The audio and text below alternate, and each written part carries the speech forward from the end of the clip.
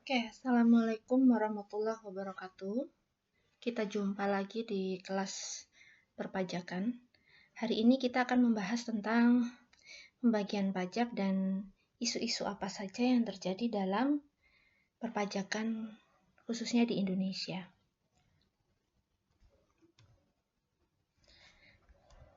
Oke, pertama saya akan membahas tentang apa saja pembagian pajak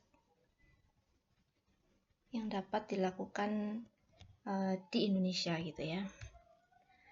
Nah, pajak sendiri ini dibagi dari 3 hal gitu ya. Pertama berdasarkan golongan, kedua berdasarkan wewenang pemungut, ketiga berdasarkan sifat. Ya, nah langsung saja. Berdasarkan golongan ya. Pajak dibagi menjadi pajak langsung dan pajak tidak langsung. Nah, pajak langsung sendiri ini adalah pajak yang bebannya itu langsung ditanggung oleh wajib pajak. Ya, jadi tidak bisa dialihkan ke pihak lain. Kalau saya sebagai wajib pajak ya saya sendiri yang menerima beban tersebut gitu ya, atau yang menanggung pajak tersebut. Contohnya apa? Pajak penghasilan ya. Pajak penghasilan ini kan pajak yang dikenakan atas penghasilan yang kita terima gitu ya. Kemudian yang kedua adalah pajak tidak langsung. Pajak tidak langsung ini berarti pajak yang bebannya bisa dialihkan ke pihak lain ya. Jadi bisa terjadi perpindahan dari satu pihak ke pihak lain gitu ya. Contohnya PPN, pajak pertambahan nilai ya. Dia beban pajaknya itu dialihkan dari produsen gitu ya, atau dari penjual ke pihak konsumen. Ya, misalkan kita mau beli barang, kita akan dikenai PPN. Ya, PPN yang dialihkan dari pihak penjual ke pihak kita sebagai pembeli, gitu ya.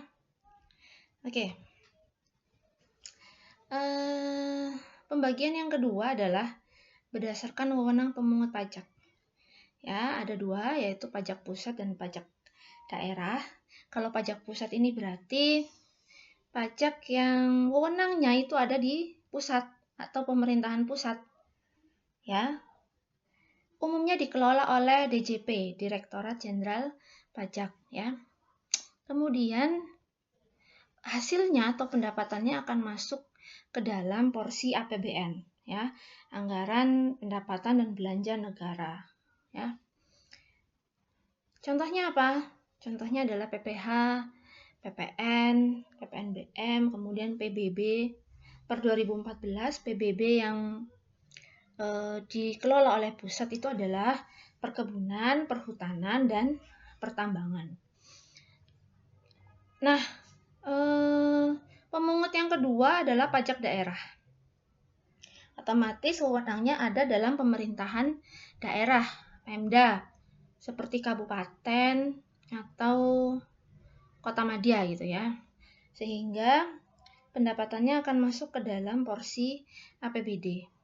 Ya, umumnya proses administrasi itu dilakukan di kantor Dinas Pendapatan Daerah atau kantor-kantor yang memang ditunjuk untuk mengelola mengelola pajak daerah yang diterima gitu ya. Contohnya apa? Pajak provinsi. Kalau pajak provinsi itu berarti yang berwenang adalah provinsi gitu ya, seperti PKB, pajak kendaraan bermotor ya. Bea balik nama kendaraan bermotor. Kemudian ada juga pajak kabupaten atau kota, contohnya pajak hotel, restoran, hiburan gitu ya. PBB pedesaan dan perkotaan. Oke, yang terakhir adalah berdasarkan sifatnya. Berdasarkan sifat dari pajak itu ada dua ya. Pajak subjektif dan pajak objektif. Kalau dilihat dari namanya aja sudah jelas. Yang namanya subjektif itu berarti kita lihat dari sisi wajib pajak. Kondisi atau kemampuan dari wajib pajak. Baru nanti kita mengarah ke objeknya. Subjeknya siapa? Ya. Subjeknya adalah wajib pajak. Ya. Kita lihat kondisi kemampuan membayarnya wajib pajak itu seberapa besar. Contohnya apa? Pajak penghasilan. Pajak penghasilan ini dinilai itu dari kemampuan atau penghasilan yang diterima oleh wajib pajak, gitu ya. Sedangkan pajak objektif itu adalah pajak itu yang dikenai, kita lihat dari objek pajaknya. Objeknya dulu, yang dikenakan pajak ini apa? Ya, bukan subjeknya. Yang dikenakan pajak ini misalkan barangnya, berarti barangnya dulu baru siapa subjeknya. Contohnya PPN. PPN itu tidak melihat siapa subjeknya. Apakah saya yang punya penghasilan 10 juta ataukah si A yang punya penghasilan 5 juta? Enggak. Tapi yang dilihat adalah objeknya. Barang yang dikenakan pajak itu tadi berapa pajaknya? Nah, nanti kemudian baru ke arah subjek pajak. Gitu ya. Nah, itu tadi penjelasan singkat tentang pembagian pajak ya. Oke.